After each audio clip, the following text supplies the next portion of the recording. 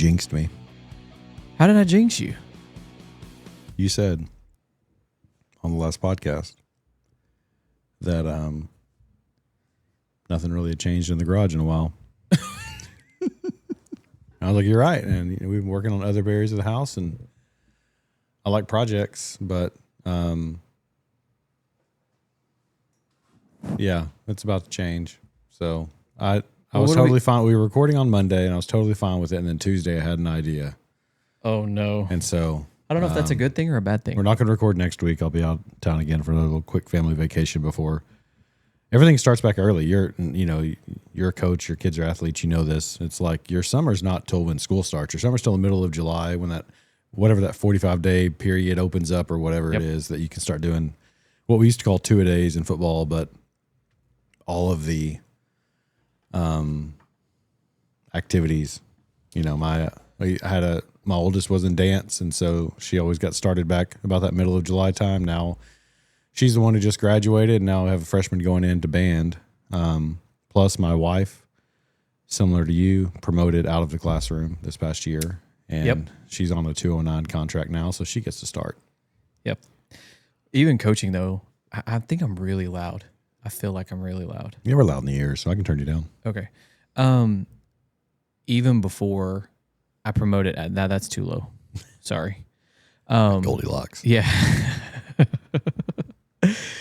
Even before, though, like you start the week after 4th of July. Mm-hmm. So even coaching, like you have this week off, and then you would start, the 10th, something like that. Yeah, I think my wife starts like the 14th, and then a summer band starts the 20th. So gotcha. Yeah, and it's like then for us, it's like you're basically back in school again. Yeah. So it's like your summer's over and you're going. So anyway, we're gonna take them on a quick little trip next weekend. So we're not gonna record. So I'll have 2 weeks until we record again, and it'll look a little different. What are you gonna do? This tool cabinet back here, it's been here. It's been the backdrop of many a pod. Yeah, it is 69 of them. It is wonderful. Well, no, you forgot about the couch episode. Oh, I forgot about the couch episode. I forgot. We did. It was not the background of the couch episode. We tried that one time. It's great. I'm proud of it. But it is not an efficient use of space. So it's gonna going away. It's gonna get reimagined into a more efficient use of space. Did you chat GPT that? No. Oh, okay. No, I know. I've tried that before. I haven't had a lot of luck with that. I use chat every day, but I haven't had a whole lot of luck with just bend it up. Yeah, I think I need to, there's a little Allen wrench thing there I need to tighten it with. It's okay. It's good. Can you turn it up just a little bit more? Now it's going to be exactly where you left it. It actually is. Thank you. It's exactly where it was when we started. But I'll do it. But a little behind the curtains. Producer Clint. Clint did text me. He was like, I'm changing the garage. That was on Monday.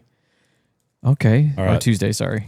Yeah, it was like I literally had the idea of driving home from work on Tuesday, and I was like, if I did this and this, that would be so much better. And so I told my wife when I got home, and I said, hey, I'm ripping out the tool cabinet. And she said, all right. This doesn't phase her. She's used to it. Always something. Okay, so what did you just give me? I just gave you a cigar. Okay. It is a Cuban Rounds, Taste of Havana. Okay. So we were out buying fireworks yesterday and had to stop over at the convenience store next door. And these are convenience store cigars. Would you like to guess the cost of the cigar in your hand right now? It smells kind of good, actually. It smells good. It's dry. Yeah, you can totally tell. So there's 3 of them in the pack. Okay. It was a 3-pack, giving you a hint on what it may have cost. I'm going to guess $6. Each? Total. Yeah, total $7.99. Okay. So it's a $2. This is a $2.65 cigar. Okay. Well, now that I know that, I'm not going to judge it near as harshly as I probably I'm not going to would've. smoke a lot of it. I'm going to smoke a little bit of it and just see. I mean, I may like it. It's the Toast of Havana. Well, I'm not giving you a $2 cigar. I know. You also said you're bringing cigars, and I'm like, I bet you're bringing different ones than I'm bringing. So, friend of the show, Tracy, I went and visited him for a few minutes, actually a few hours, and he has a awesome setup. We talk a little bit off the air about that. But he gave me a handful of cigars, so I'll let you kind of decipher and go through them. Cohiba Blue Strip, our blue band. I want to talk about that one before I give it to you. And then this is a Padermo Maduro. It was good. I smoked that one last night. The other one of that one last night. And then this one is a Gurkha Beauty. I've never had that cigar, so it's a good one. This one, okay, this one is like a $5 cigar. It's a dark Maduro. Falling apart in my mouth. Oh, no. This is a dark Maduro. It's called a Maximo. Okay, I smoked it while I was at his house. Fantastic cigar. So not super expensive, but a good cigar. Yeah, I was very impressed by that. That's awesome. Yeah, so I don't know I don't remember what the name of it was, but he's also the guy that's the data center guy, and he said that of course he would come on and talk about it. I'm gonna switch to this one next. This is the one you smoked yesterday. Yeah, it's good. It's dark, but it's good. Okay, it's dark, but it's good. Well, it rained today. Had a little thunderstorm, so it's a good thunderstorm cigar. I want to say this dry $2.65 cigar lit up quickly. Well, if it was super dry, a little tip. I know I'm on the camera for the Twitch, so if you have a super dry cigar, and I have water, but I sometimes dip them in Diet Coke too. You can dip the cigar tip in the and it gets rid of all those little flakes. It doesn't put it in the water, but keeps you from. Sometimes that one didn't, but sometimes it keeps you from. Let's see. I mean, listen.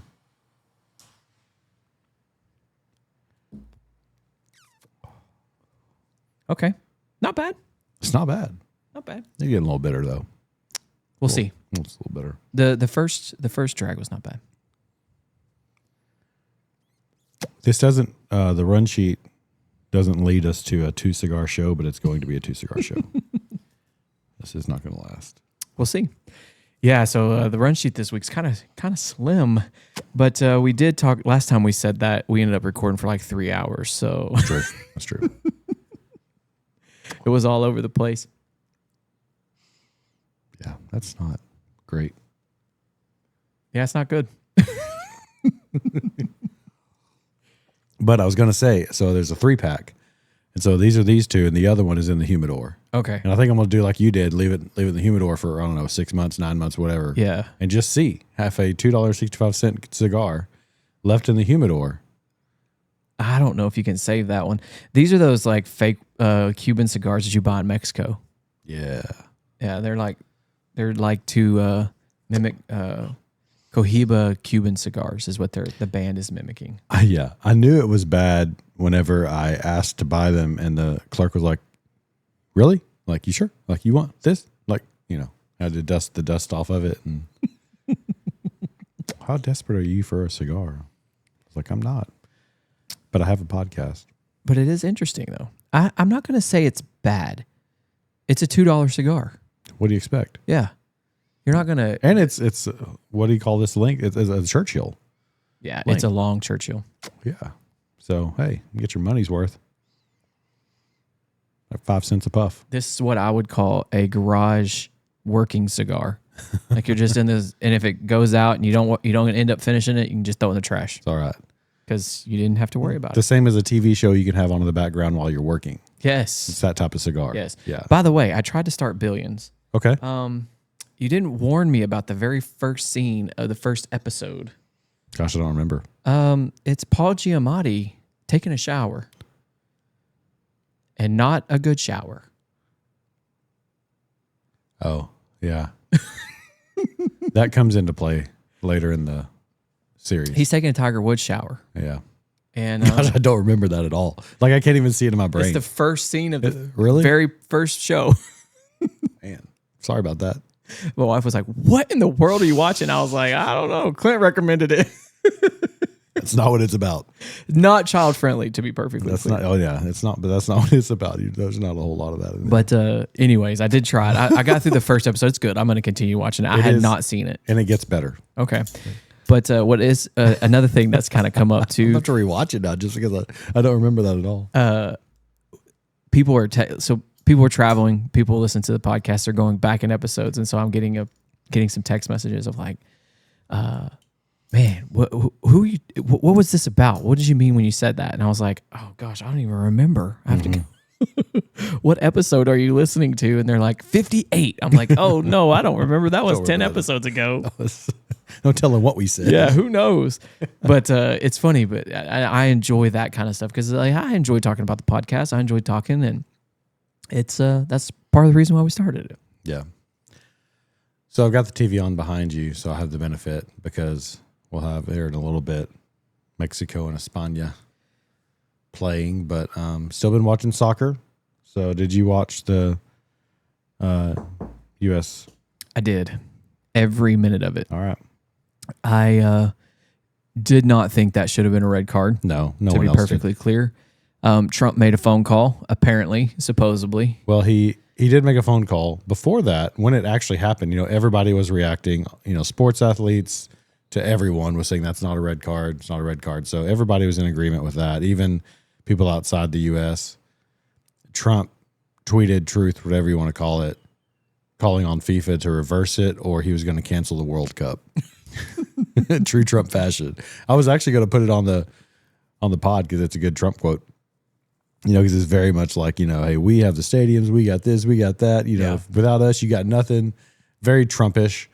And so that happened, and I was thinking, well, no, he can't cancel the World Cup. It's not going to actually happen. But then I'm sitting in church today, and right at the very end, ESPN alert pops up, and I'm like, it's hard to pay attention now because I could not believe they reversed their decision on that. And then 2 minutes later, I get a notification. Trump tweets about FIFA reversing. I'm like, oh no. Way to make the right decision, FIFA. I know. But, you never know with Trump if it's going to be it was. Thankfully, it was very nice. Hey, appreciate them making the right decision. They did good. And that was it. It was a two-liner. Yeah. But you never know from Trump. You could get Trump these idiots over here were so dumb. Of course, they should have canceled it.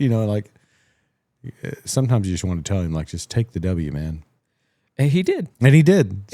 He did. But when I saw that, I was like, oh, no, what now? But Belgium is upset about that. They had some words. But their only real complaint that resonates, the rest of it, they're just butthurt about stuff. But then they're like, we game plan for Balogun not being in there. Yeah, I can't do it anymore. I'm done. For those not watching on the Twitch, I literally just was like, man, I can't do it. I'm trying. Gas station cigars, no go. If you didn't know, if you were thinking, man, I wonder if those things are actually good. They're not. Anyway, Belgium said they game planned for Balogun not being in the game. Yeah, that's a valid complaint. It's kind of, but when players are injured, you can't. That's true. You can't game plan for that. But if you try to compare it to, he's on the Rudy Garcia, the manager for Belgium, is on the TV right now. It says, I didn't know that July 5th was April Fool's Day. Whatever, That's a man. Good joke. You're so upset. That's a good joke. Here's the thing, though. That's a complete wrong response. Yeah. They should just say, we're going to come out and win anyway. Yeah. Now they're showing that they're shook by it. Otherwise, just don't say anything. Yeah. Good for the Americans. That's what you do. Just if you're Belgium, just say, all right, whatever. It has happened once before. It's not unprecedented. In 1962 in Brazil. Oh, okay. I was about to say, I thought it hadn't happened. 1962 World Cup, Brazil. I forget the player's name. Oh, that's what I'm talking about. La Roma de Cuba. Oh, that's a good one. Was allowed to come in, and Brazil actually won the World Cup that year. So, anyway, Balogun's in. I'm excited. We're taking the boys. We're going to watch it somewhere. We've watched the rest of them from home with the kids. So, we're gonna take them somewhere. This looks nice. And watch the game tomorrow night. Yeah, it's good. This thing's got a great label on it. Yeah, it's an awesome label. Partega. Yeah, it's good. Apparently, I don't remember if that's the one out of Waxahachie, or if that's just with a cigar spot he bought it from. I don't remember. He travels a lot, so he kind of picks them up along the way. Since 1845. He was telling me that Cigar International will do a cigar of the month, and they'll send you 8 of them, so it's 2 of each. Okay. So 4 cigars, 2 of each. And so I need to look into that. I forgot about it until right now. Talking about it. But yeah, I have enjoyed the World Cup. I was kind of sad last night when I went to watch the third game, and there was nothing on. Oh yeah, just because it was 2 games. So because we're in the round of 16, so Sweet 16. But yeah, Having to tell my kids why I call it that. I called all of these rounds the same as you do in March Madness. yeah. Which doesn't make any sense, but it's what I do. What's the 32 round of 32 and I just call that the round round of 32 and yeah. Sweet 16, Elite 8, Final 4. Gotcha. Yeah. And then I had to explain to them that the Elite 8 is the quarterfinals. Yeah. And they're like, why don't you call it the quarterfinals? I'm like, I do. We call it both. And then I had to explain it's called the quarterfinals because each quarter of the bracket has one game Right. still playing. Right. So, Doing but fractions. have you seen the circle bracket? Yes, I love it. I like the circle bracket. And it starts on the left and it goes to the right. Yeah. Yeah. But it goes counterclockwise. That's kind of weird. It's kind of anti-American, isn't it? It is. But my brain doesn't see it that way because, you know, the dyslexia. And so it just kind of, it looks normal to me. Yeah. So I like the circle bracket. I do too. And then I like that they're going in order on the bracket on the circle. It's like the first game of the Right. Sweet 16 is up here, and then it goes around like that. Yeah, I like that. But Well, I'm excited for our chances. I think we had a good shot against Belgium. well, Paraguay put on a show yesterday against France. Yeah. I'm not sure how we beat Paraguay. So like we did, like not just that we won, but it was 4-1. And it was 2 of them were own goals though, right? Yeah. One at least, maybe 2. I know they own goal themselves at least once. But the Argentina Cape Verde game was phenomenal. That was a good game. And we have been very transparent. I am not a soccer expert, and I am not exactly sure how they pick their teams, but I assume it's something to do with the same way the Olympians are picked, like for their country. Like you've been in the United States your entire life, but your family comes from that area. Because I heard him talking about it several times during the broadcast that like, well, this player is a resident of Canada, but his family came from here or something along those lines. So that was a great game. That's where their heritage is, right? Yeah. Great game. That was a good one. We were on the lake that day. My son was on the boat watching it, which we normally would not allow screens on the boat. It's like, no, it's outside family time. But in this case, we did. So he was checking on the game, watching Argentina. And then we got off the boat and got off the water, went to Rodeo Goat, had a burger at the harbor there, and got to watch the rest of it. So that would have been quite the upset. Yes. Because they're picked to win it. A lot of people picked them to win it. Yeah. I guess them in France. And after seeing France yesterday, I had France and Argentina in the final, but man, I don't know. I think France is beatable. Norway looked good today too. Yeah. I did pick Brazil to win, so I lost. That's my first bracket loss of the Sweet 16.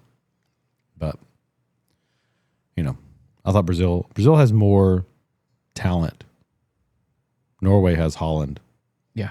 Brazil's got Vinny and Rapinha. Yeah, I thought they were the better team. Neymar, like they've got more people to make plays, but hey, Holland got them 2 goals. Yeah. You know. Hey, he's good for at least one. Yeah. Good gravy. He's good. He's good. Well, Norway And a character too. Like I really like how he's playing up the villain aspect of it. It's awesome. It's awesome. Did you see him when he came out of Dallas? He had a cowboy hat on and cowboy boots. He embraced the Dallas culture. But Norway as a whole had scored 7 total World Cup goals before this World Cup, and Holland has scored 7 in this World Cup. That's crazy. It is. So, yeah, to say that he's a force and the reason they're in it is an understatement. So that'll be tough to beat. Yeah, I'm excited. We're going to, like I say, we're going to take the kids to watch the USA game tomorrow. Go to the local joint. We are. Yeah. Yeah, we're going to give it a shot. Huge screen. Yeah. Apparently tonight they're having a big one. Yeah, like for Mexico, England. Yeah. That's going to be a good game. That was one of the harder ones to pick. I went ahead and picked Mexico. They've never lost in the Azteca.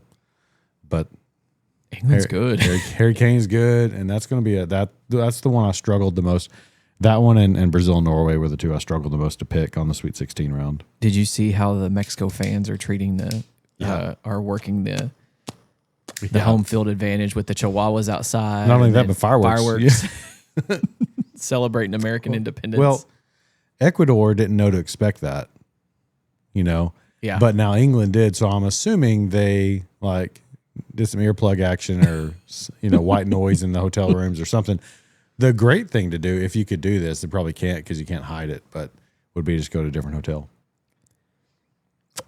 and have a decoy bus or something to the one you're supposed to be going to. I don't know. If that's even possible. I don't think it is. I think they're all probably FIFA. Well, you're that, and you're going to see them exit and all that kind of stuff. Yeah. And so, but we did take my son to Top Golf for his birthday, mm-hmm.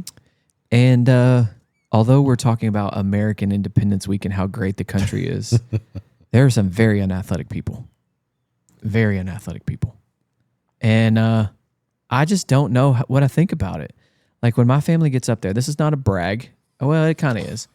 When my family gets up there, like I'm watching them, I'm like, okay, like we are somewhat athletic, not Division I, but solid D2, D3. The people that were next to us, atrocious would be the best word to describe them. And then you watch down the aisle, and it's like, why are you people here if you don't know or want to play golf? And I get it's kind of like a family time. I get that. But it was it's hard to watch as a somewhat semi-athletic person and a somewhat semi-athletic family. I can understand that. Top Golf, though, it is fun to go to because you can go with people who don't golf. Yeah. So I like that part about it. Like you got you and a couple of your golf buddies or people who have actually swung a club before. But then like if you're going out with the couples, yeah, the wives can come along too. The kids can come. They have a good market there. Yeah, it's a great place. It's just kind of interesting to watch.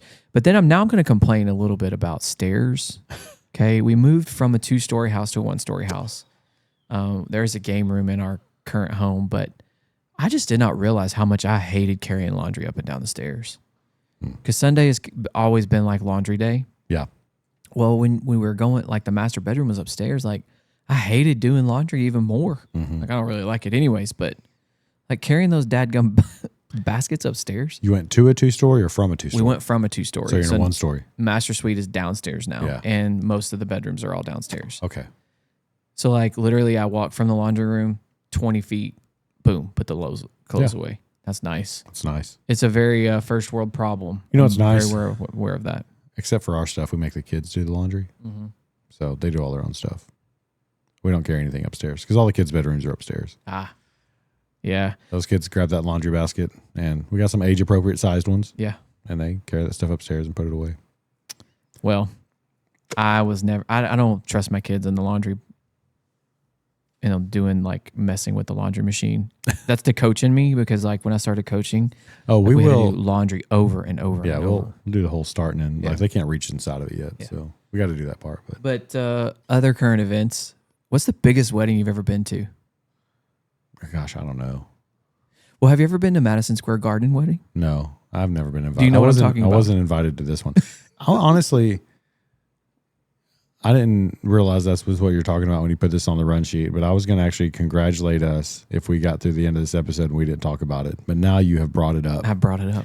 We have gone however many episodes since they got engaged without talking about the T&T wedding. And we were about to get through the actual wedding and the episode the day after, and you had to put this on the run sheet. I was just thinking, well, first off, the news is slow. That's the next point about this. Glad the news is slow. But I just can't believe they rented out Madison Square Garden. Like the Knicks literally just won the NBA championship. Where else are you going to have a Taylor Swift wedding at? I don't know. Cowboy Stadium? What would that cost? I don't know. Jared make him pay though. Yeah, and pay to put the curtains up. But like a basketball arena is a good. What does that thing hold? 20,000? Something like that. Yeah. Surely there wasn't 20,000. No, because it would have been like a concert. They Yeah. wouldn't have filled in the back part of the bowl, but a lot of people there. A lot of people there, but also not a lot of information came out about it. Yeah. And so I wouldn't even know because I wasn't even trying to find it. I wasn't either. It just popped up on my algorithm for some reason. Yeah. And you know what happens after you click on it? Then that's all you see. That's all you see. That's all you see after that. I don't want to see any of it. No. But I did find, well, it's funny because I was having a conversation with someone. They were like, oh, I had seen it on my algorithm. And I was like, are they going to get married?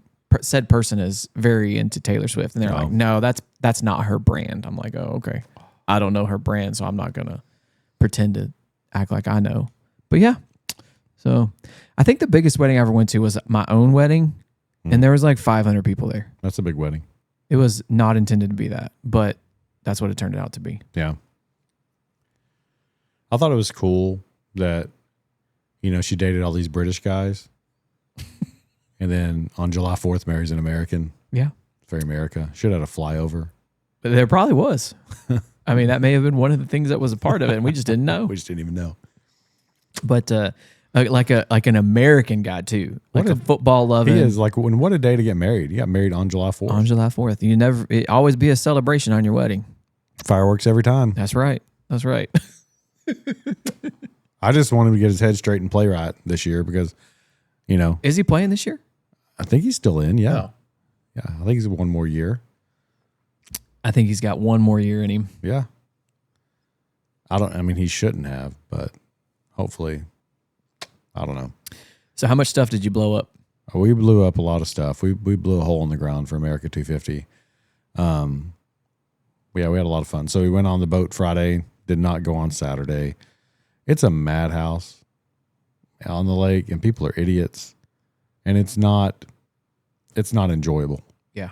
One of the biggest things on the lake that people can screw up when they don't really know what the heck they're doing is their anchor situation. And I'm proud of my anchor situation. Listen, it wasn't that windy, but even if it's not that windy, those boats will move if you don't have them anchored right. And so you see these people every time, and I'm like, you have boat money. And some of these are really nice boats. And this is what I do not understand. Somebody with nice, $250,000 Centurion, wake boat money. Okay? Tiga boat money. They just go up to their spot and drop their anchor off on the side of their boat. That is not how you anchor a boat. Okay, so I have no idea what you just said. You may as well be speaking Spanish to me. Well, when you anchor a boat, you've got to have some lead line. Okay. So what you do is you drop your anchor, you toss it if it's not super heavy, and then you let the boat drift back a good ways. Okay. Because if the anchor is straight down on the boat, the anchor has no strength to hold you. The anchor gets its strength when it's out from you. Okay. In the clay or mud or whatever it's in, and then a bigger boat, not a huge boat, but a good sized boat, you need a chain on there to keep it down low. If you just have a rope, then if it pulls up, it'll pull the anchor out. And so I can't tell you how many times, we've got a couple friends we go out with, and so we'll be 3 or 4 boats tied up side by side.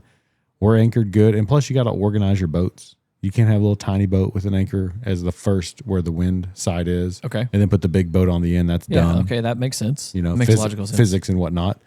So I'll anchor my boat, tie up. They're all anchored. We're good. And then you got this 12 boat flotilla in front of you that starts floating back towards you. And so it's just it's not so much as even be able to just get away and hang out with your friends and not be stupid and stay away from the crazy. It's the crazy just comes and finds you. Yeah. And there's idiots on jet skis because they just rented a jet ski for the day and don't understand you don't run through the cove where all the boats are tied up trying to just float and hang out and have fun on a jet ski. But, green pants are out all weekend. Yeah. And on Friday, some of our friends we were tied up with, they left a little bit before we did. We were headed over to the Rodeo Goat to eat dinner, and they got boarded. Jeez. But no tickets or anything. Just they had a couple things they had to fix. But yeah, they were out in force because on our lake, it's a Dallas lake. That's their water supply. Yeah. So that gives Dallas Police authority. So there's Dallas police boats. There's Dallas fire and rescue boats. There's then Texas game warden boats, all on that lake. It is well patrolled. It is Anytime I've ever been out especially on the holiday weekend. That's why we took a couple friends with us on our boat, and I was counting up how many people I'm allowed to have because just my family we're 8 people. So if you start adding more, and there's a few more who wanted to come, and I was like, nope. And just one more person. I'm like, not on this weekend. Yeah. We're rule followers on the holiday weekends because the green pants are out there to get you. Honestly, I wish they would just pull over all the jet skis and get rid of them. I can imagine that causes some issues. Sitting behind a jet ski and floating is not fun. Being on a jet ski is fun. Just take it out of the cove. Yeah. These idiots want to come blast through the cove and show how fast their jet ski is. I'm like, you idiot. You just drowned 3 of my kids. anyway, we had fun on Friday. Then Saturday, we went out to my sister-in-law's house. Had a good time. Also, one of her kids' birthdays the same day. So we Nice. had a little pool party, ate some good barbecue, beans and tater salad, way too much sweets, and blew a lot of stuff up. And the house next door is blowing a lot of stuff up too. So we did it right. America's 250 years old. We did a good job. You can still do them today. Yeah. They extended it by a day. I saw that. So Well, now that we live in an incorporated neighborhood, we're no longer allowed to shoot fireworks off in the neighborhood. yeah, The previous neighborhood I lived in was not. And they would go anything goes. wild in there, like dangerously wild and close to houses, like shooting these artillery shells 15, 20 times in a row and those concussion shells off. Yeah. We just visited with some friends, kind of kept it low key. We're still recovering from the move, if I'm being honest. Yeah. And so Biggest I'm news just of the- exhausted. Biggest news of the weekend for us is we were at the Rodeo Goat, and my daughter had gone with us on the lake, but then left and went back with her friends. And she came to the house. She said, "Dad, it's 83 degrees in the house." I was like, "Oh crap!" So I pull up the thermostat on my phone, and sure enough, it's set down to like the 72 where it's supposed to be, but the upstairs and down is like 83 and 84. So I'm like, it's probably froze up. So I turn it off, get home. Sure enough, puddle of water around the compressor outside. So I'm like, yeah, it was froze up, thawed out. And but thankfully, one of the kids on the boys' soccer team we know pretty well is an AC guy. And so I shot him a text. I didn't want to do anything on the 4th, so I waited and then shot him a text this morning. I was like, hey, I know you're busy. Everybody's AC is going out. It's the first really hot weekend of the year that we just had. So just if you have some time to get to it, like he came right over, diagnosed it right away, put like a fix in place for right now, and coming back on Monday or Tuesday to fix it for real. So thankfully, it's good to know people. It's really good to know AC people. Yeah, is it a capacitor or whatever? No, something with the dampers and they were not opening, and so it was causing it to freeze up. Okay. But it's really good. Like, you want to know, there's certain people you want to know. It's good to know an electrician, good to know a plumber, good to know an AC guy. Especially in July. Those are good friends to have. Well, and I will say this, as a person who doesn't ever call maintenance people, especially my friends who are maintenance people, don't abuse those friendships. No. Don't be takers, be givers too. Like in March when it's really, really nice, take them a pack of waters or whatever their beverage of choice is, just to say, hey, thanks. Yeah. It's just good to have good friends. But yeah, it was I enjoyed all the pomp and circumstance that went around it. I enjoyed watching all the fireworks at Washington, D.C., even though they had to close it down for a short period of time because of the storm that blew through. Mm-hmm. Trump things, got out there and gave his American speech. Yeah. I enjoyed J.D. Vance's speech better. I didn't watch any of it. You'll have to give this whole rant because I got nothing. I mean, it was very American based. It wasn't even overdone. I didn't feel like, even though I like that kind of stuff, I didn't feel like it was too much. Mm-hmm. I didn't feel like Trump, going and visiting Mount Rushmore. I didn't really particularly like that he put his head on a golden Mount Rushmore, but that's a Trump doing Trump things type situation. Of course it was gold. Yeah, and he's off to, like, if you're facing Mount Rushmore, it's off to the right, and his is the entire head, where it's just like, it's more of just the facial features of the others. So, like, that's just Trump doing Trump things. Yeah, that's stuff I can laugh about. I felt like it was well presented. I felt like even some of the news networks that don't typically promote this type of stuff did a good job of keeping it well balanced. I did also, while Trump was in Mount Rushmore, they visited Teddy Roosevelt's the presidential museum library. I thought he already had a museum, or was this the library and they opened the museum? No, I think it's all the same thing, right? Gotcha.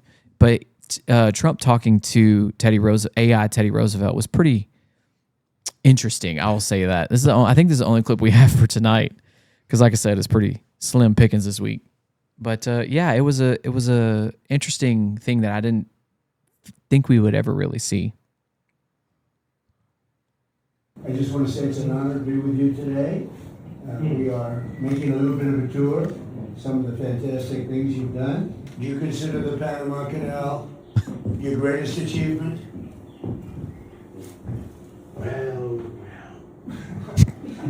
right then, yes.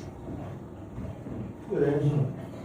Yeah. The canal stands as one of my proudest battles, no question. But greatness is a strange thing.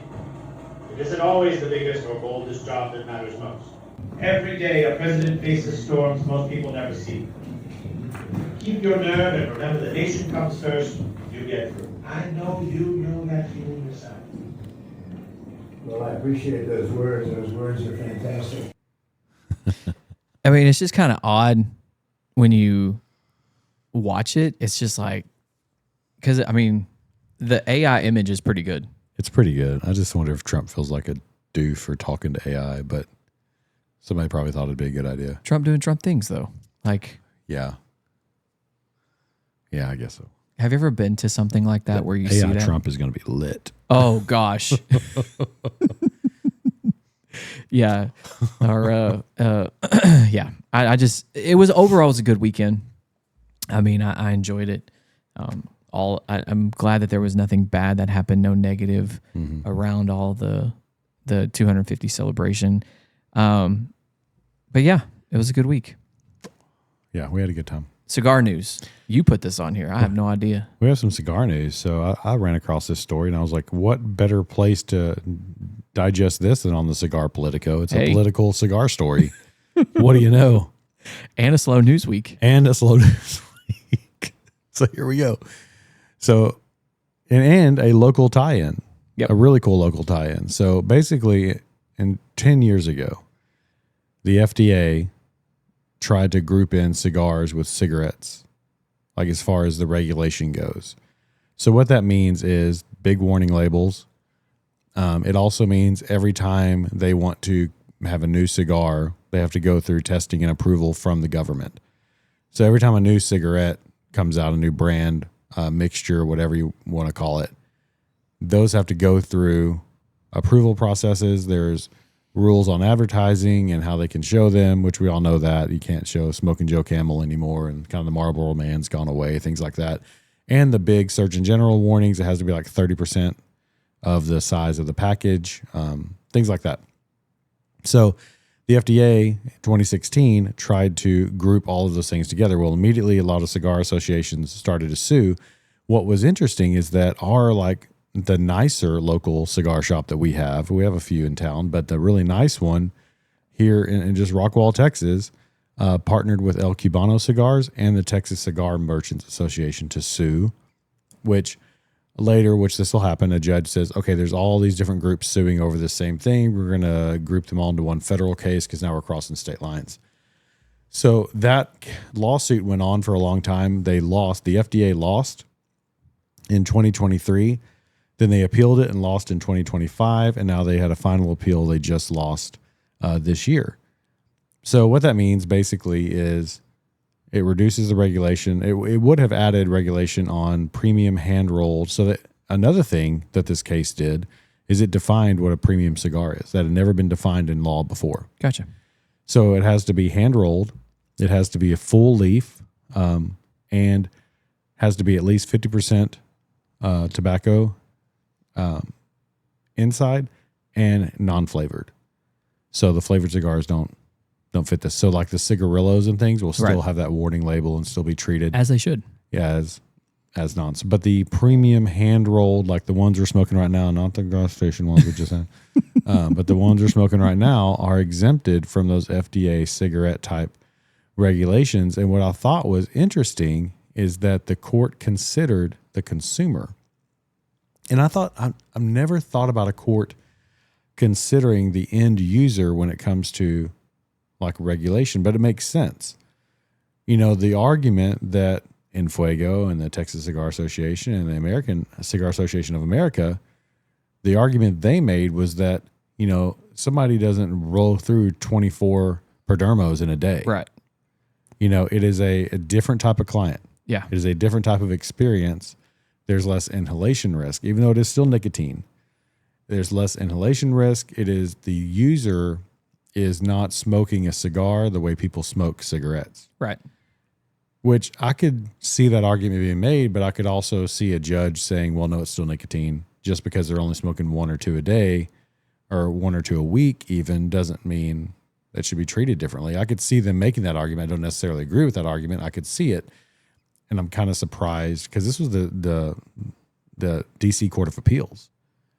You know, this is not a conservative pro-business type of court that came down with this decision. And so, hey, it's great. It helps the bigger shops keep prices low, Right. Because regulation always adds, you know, compliance cost and employee cost for that, and fines and things like that. But it also allows the small shops to stay open, because one of the arguments that was made, one of the arguments the court heard was, if you do this and these small shops, they cannot compete with this regulation. We've talked about this when it comes to banks. As the government adds regulations that affect smaller banks, they just either go out of business or get bought by bigger banks. Right. So it would have put the small guy out of business. And so I think it's really good. You know, I do think that cigars and cigarettes are completely different. Like 100%. I could see myself smoking cigars as I do. I could not see myself smoking cigarettes. I can't. I've tried. I can't. It's a completely different product. It's a completely different experience. Everything. So, good deal on this. It looks like it's done. I don't see the FDA trying to bring this again, especially under the Trump administration. This was originally brought under the Biden administration FDA in 2016, but interesting stuff. Well, I said Obama, not Biden. Yeah, Sorry. I knew what you meant. I wonder. So the one of the stores that I really like is out in Abilene, Texas. I really like their hats. Like, they have a very custom hat maker that makes their hats there in Abilene, and they can't ship them to you because they are a tobacco shop and they're not allowed to ship interstate. So I wonder, but you can ship cigars, but you pay a fee for that. Mm-hmm. Like, you can go through Cigar International or whatever, and you can get your cigars shipped directly to you, but they cannot ship anything that's over a certain value from your local shop. And I wonder if that regulation will be lifted. So, like, to get it shipped, like a hat, like one single hat shipped to your house is like $90 because they have to pay the normal regulation fees. So I wonder if that'll change. I could be wrong about this, but the way I understand it is that because of the lawsuits, there was a stay in the FDA's ruling in 2016. I don't think any of it ever took effect. There was just the threat of it going to take effect had the lawsuits not been filed. Gotcha. So I don't think it's one of those things where nothing's going to change, but it could have been bad had, you know, these cigar associations and our local cigar shop not sued and won. Yeah. Well, good. I wonder, but I do wonder too if this will bring some of the prices down. Yeah. And I mean, there is a huge difference if you ask anybody who's smoked cigars for any amount of time. I mean, when I first started smoking cigars, I couldn't really tell the difference between a premium hand rolled cigar and what we tried to smoke at the beginning. But like, there is a huge difference between what the Roma de Cuba that I'm smoking and this Cuban round, the taste of Havana from the gas station. There's a difference. Yeah. Not only, I mean, you can say price, but like, you can get a premium hand rolled cigar for a couple bucks. It's not terrible. Right. If you know what you're buying. But yeah, that's interesting. Have you had a JFR? I don't know. Probably. We were at the birthday party / 4th of July party yesterday, and my brother-in-law's stepdad, he likes cigars, and he smoke one or two a day kind of thing, and his go-to says a JFR, and I haven't even looked it up yet, but he says they're really good, like a $6 or $7 stick, so that's not bad. $6 or $7, I'll take it. Well, the ones I gave you last, just for retailers, I wonder. Oh, that's the. Yes, I have had those before. Okay. They are from the Agranosa family. Oh, okay. I had one in here. I don't know if it's in here or not now. But yeah. Nope, I can't find it right off the top of my head. But yeah, I have had those. I had to see the band. They have the Lunatic. Yes. Yeah. Okay. It's a good cigar. Good choice. But in other news that did happen this week, a couple of things, not a ton happened this week. Paul Pelosi had a bad week. Man, this guy. I don't know that I've ever, or we have ever really talked about the spouse of a senator or congresswoman who's retiring more than Paul Pelosi. Paul Pelosi. He's the one who does all of her trades, by the way. Oh yeah, he's the genius a great behind day trader. He's a genius behind the trades. Well, not only that though, he got beat up by a pantsless man Or he was pantsless. He was pantsless. Allegedly. And there was a lot of fun made of that, but like, I don't know. Apparently he did get beat up by a dude with a hammer, which I don't really ever want to have happen to me, but I don't know. But this week he was driving around the vineyards in California and maybe had a little too much wine. And hit and run. Yeah, I mean, I keep seeing little pop-ups from the reputable news agencies saying like this is going to be a thing. Yeah. Yeah, he's in trouble for that one. He's in trouble for that. So. Other elderly Congress people, is Mitch McConnell alive? Man, this. And like, okay, so I'm thinking about this as a topic for the pod, and I'm trying to think of like a non-comedic way we can cover this, like, because it's not funny. It's really not funny, especially when you listen to the 911 call. Yeah. Of like they're doing chest compressions, but here's my angle on this. We shouldn't have to question whether one of our congressmen is alive. Former majority leader. Like, he's a big deal. Yeah. It's not like no offense to like Iowa, right? He's not a congressman from Iowa who has not been in power for that long. Like, we should not question this. And we still don't really know what happened. No, and this is a guy who locked up multiple times. We played clips on the pod. Just looked lost and like probably should have retired last 6-year term. He's out this time. He's gone in November. Well, January. But man, like his wife is George W.'s labor secretary, Elaine Chao. Yeah. I saw the conspiracy theories jumping in already. She's Chinese. And there's one that said, I don't even know if this is true. It doesn't matter if it is, but that like 3 days after this happened, she was in China. Really? Yeah. Like, okay. So what does that have to do with, like, what does that mean? Well, I don't know. It's just, no, like, seriously, what does that mean? Like, come on. I had a conversation with a conspiracy theory person that listens to the pod. Those are fun. He sends me this stuff. It's my brother. He sends me all this stuff. And I'm like, why does it matter? Like, I don't really get it. And I'm trying to buy into some of it because some of it may be true. Yeah, I know. But then other parts of it's not. I'm not opposed to it being true. It could be, but there's 2 rules for every conspiracy theorist: is why, what purpose does it serve? And number 2, how many people do you have to kill to keep the secret?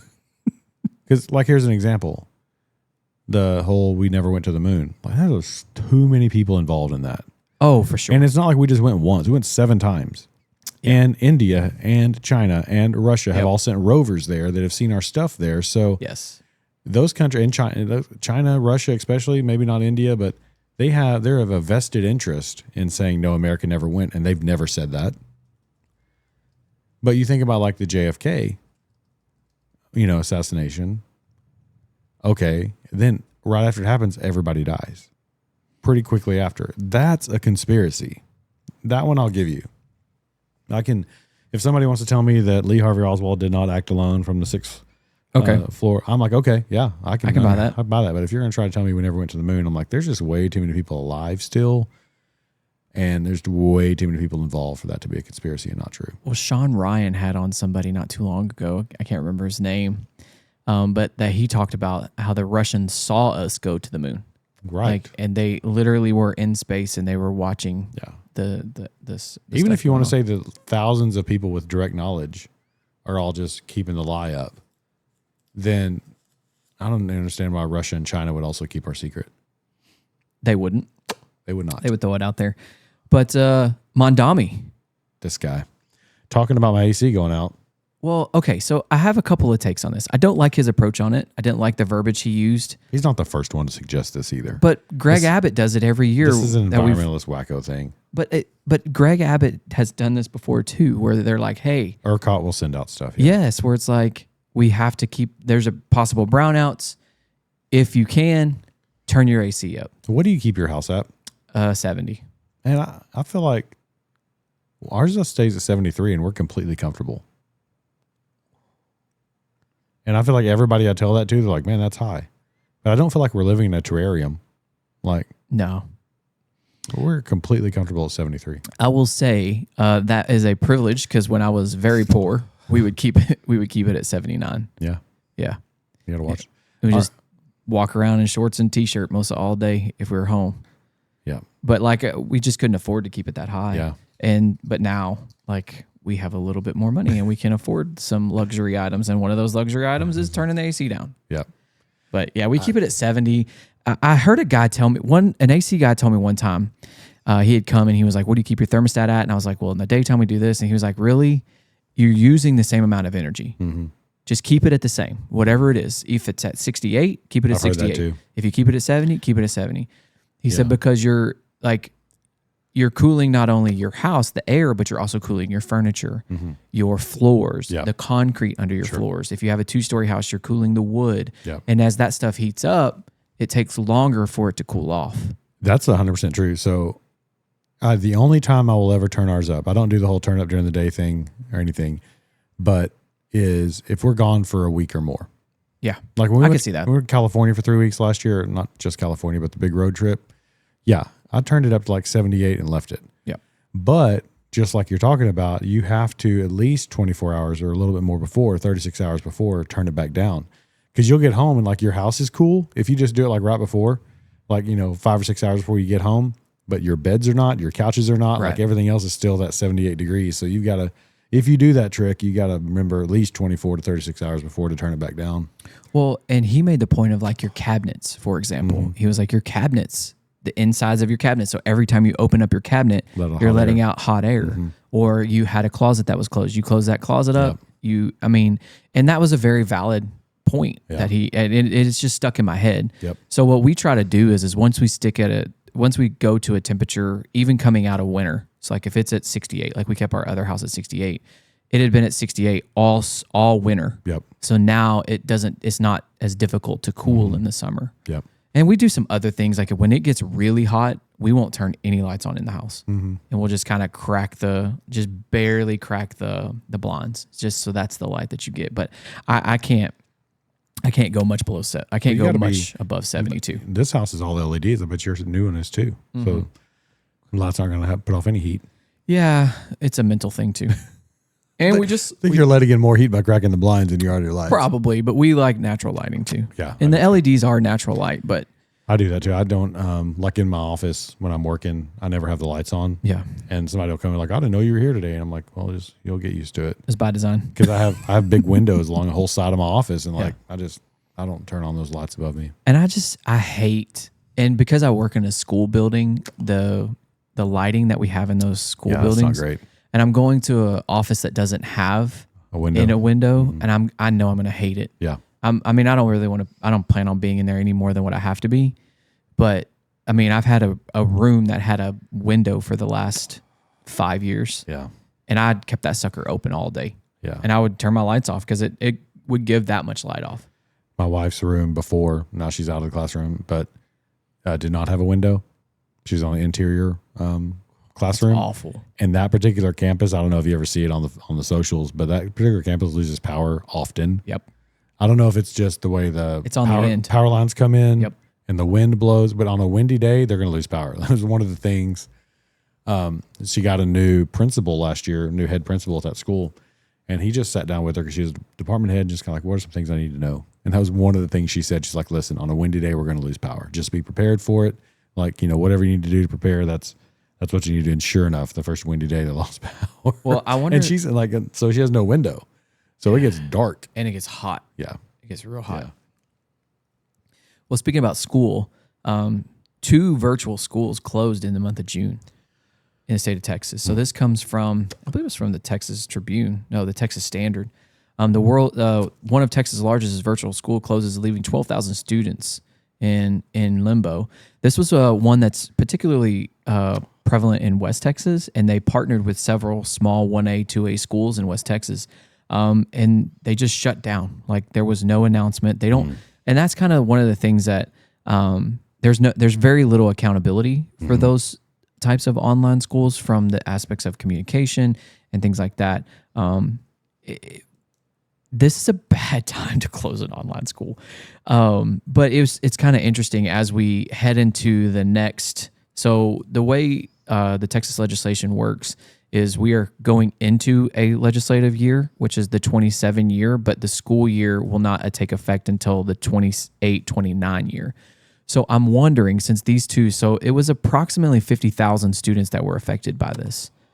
I wonder if the legislative body will do anything about that. I wonder if they'll say, hey, you can't, like, you at least have to tell them that you're going to close. But I mean, most of these students will probably just jump into the K-12 state program, right? And keep doing what they're doing. Most of them will. Yeah. But that's not as convenient as some of these other ones. Yeah. There's a little bit more accountability in the K-12 one, but not as much as what a brick and mortar school has to follow. But it'll be very interesting to see how that all plays out. Interesting. And with some of the online stuff that's coming up, I wonder if you'll see the legislative body push some of that stuff where it's like, hey, you can go to online school, but you also have to you can do like part-time or something like that. It'll be interesting to say the least. But yeah, we're only an hour in and we're done. We're done. So, but it was a good week. I mean, I saw a funny thing from Hunter Biden. So on Iran, did you see he nominated Trump he tweeted that he's nominating Trump for a Nobel Peace Prize because no one has ended the war in Iran so many times. Which, listen, buddy, you're right. Yeah. I'm on the same page with you on that. It's frustrating to hear like, it's open, it's closed, it's open, it's closed. The war's about to end. The war's about to end. Just kind of like we talked about last week. Like Iran is just in the news. I don't see that conflict ever being completely done. No. And I think that's just what needs to be said and what needs to be explored is we're always going to be at war with them in some way. There are going to be peace times, okay? And then there are going to be times we got to go over there and take care of business. And I think that's just the way it's going to be and the way it is. I think you have to look at it as a chapter book. Yeah, that's a good way to think about it. This is just chapter number 4. Yeah. I mean, or 5, whatever. I mean, 78 years, whatever it is. Right. And I think that you're closing this chapter and we're starting a new chapter. And what that chapter brings will have ups and downs, just like every story does. And it'll have cliffhangers and you're not really sure how it's going to play out. Yeah. But I think that's how this particular conflict you have to look at. You can't look at it as like a World War II or Vietnam or even Afghanistan, right? Because that book is closed. Right. But this is going to be a book that is always ongoing. Yeah. Because they're just the only one, and I said 70, it's 47 years. It's since the 79 revolution. They are the only country in the Middle East that just continues to want to make war. Yes. Because you brought up Afghanistan, and yes, the Taliban went back in power. Yeah. But we've managed to find a way to be at peace with that government, in our own way. Yeah. Iran just hasn't given us that opportunity. And we haven't given them that opportunity to be okay with what they're doing either. No. So, sorry, I interrupt you. No, you're good. You said it last week though too, is like it's a religious conflict. Yes. And so you can't think about it in the same aspects of like you think of a Vietnam or a World War II. Right. You just can't. It's just not the same. The goals are not the same as what Hitler's were or what, it's just not the same. And you can't categorize them the same. And I think that's part of the thing, the Live Free podcast got into some hot water this week. They had on a guy that's like a Christian American historian. Great podcast. I really enjoyed it. And so I saw some of the stuff, the chatter on the social. So I kind of blocked some of that stuff off mentally until I listened to the podcast myself. I didn't have a single problem with what they said. Yeah. Like they were being accused of being Christian nationalists and how pastors don't need to be speaking out. And so he brought on this guy that's a historian of, colloquial history and like the founding fathers. And he presented documents and paintings and all kinds of first person sources. And it was fun. I mean, it was great. I listened to a little bit of it, and I think that Christian nationalist attack gets thrown out pretty broadly, and got thrown out pretty broadly against Howerton and the Live Free podcast. I think what they do is really a good balance between the two. Yeah. And so and he's a great communicator, one of the best communicators I've ever heard. And I think that's why he gets this attack. Yeah. Is because of people that like disagree are like, well, we've got to shut this guy down because he's striking a balance between this that is resonating with people. He's communicating it well. And so we can't have that.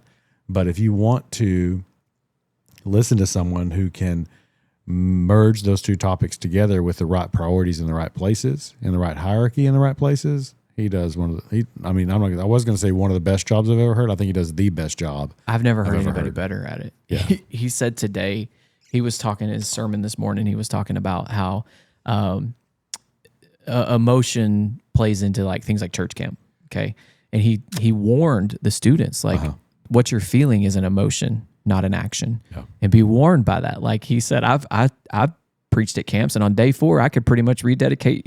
I could get you to rededicate your life to the Easter Bunny. Yeah. You know, and so it was a great image, especially for what those students are feeling right now, coming back from church camp. And I really like the way he preaches.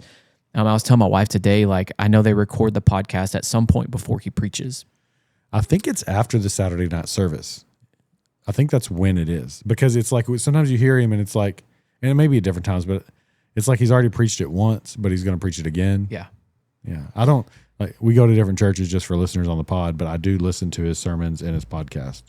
So, but yeah, I like the way he does that because what happens is they have a service on Saturdays, and I think they either record it right before or right after. Yeah, I think you're right. And then when he comes in on Sunday, he'll say, okay, we put that into the podcast. Yeah. So if you listen to the Sunday sermon, it's going to be a little bit different because he'll say, okay, we did this, but we did a deeper dive on the podcast. He's got the perspective of the podcast already. And so I think that is a great way to communicate that, because you just, in a 45-minute window or however long you're preaching, 30 minutes, you can't cover everything that you're talking about. We talk about it all the time. And so it's a great way. It's a great outlet. So anything big this week happening?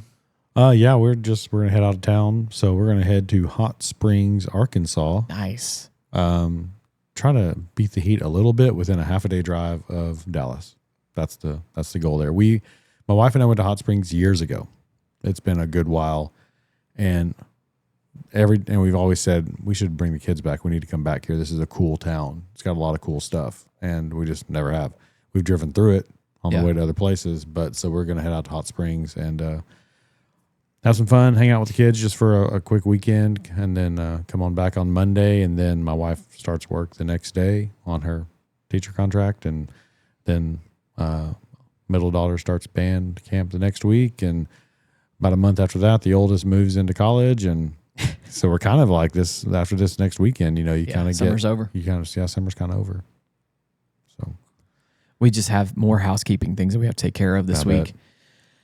I mean, we're moved in, everything's done. Now I'm just kind of going through the garage, trying to get the garage exactly how I want it. And then like today, I brought in like 8 trash bags of just things that were. I talked about last week that just got thrown into a bag in the move, and now we have to go through that. Yeah. And so it's like, what do we do with this? I don't know. Throw it in the trash. Okay, let's go. But like, that's kind of, you didn't want to throw it away in the moment because you didn't want to make an emotional decision, or maybe I should have and just thrown it all away, giving it to Goodwill. But yeah, we got got my doctor's appointments this week because I try to go to the doctor, and the dog has to go to the vet. We got our dog fixed, and she's got to get her last little checkup before she gets. Because Lord, I don't want puppies. No puppies. No. in the Smith household. But no more puppies. No more kids. Like, we're done. No more kids. No more puppies. But you'll have to give me an update on Hot Springs, because we're trying to find somewhere to go over the holiday break, over Christmas break, and like I've looked at cruises, but man, they're just so expensive for the family size that we have. They are. And like, I can't afford to spend $10,000 on a cruise for 7 days. I just feel like I can do something better with my money. Yeah. But Hot Springs is a cool town. I'm excited to go back. You have to give me some updates, because we've looked at going to the mountains. We've looked at going to the beach, which is always a go-to for our family. But I just, I kind of want to get away during the holidays, because I'm sure that, especially with the new role I'm taking on, I'm sure I'll be swamped up until that time. Yeah. So first big break. All right, man. Have a great week. See ya.